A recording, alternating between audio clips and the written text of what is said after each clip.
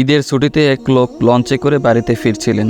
অনেক মানুষের ভিড়ে চাপাচাপি করে অল্প একটু জায়গা পেয়ে সেখানে খুব কষ্ট করে বসে যাচ্ছেন।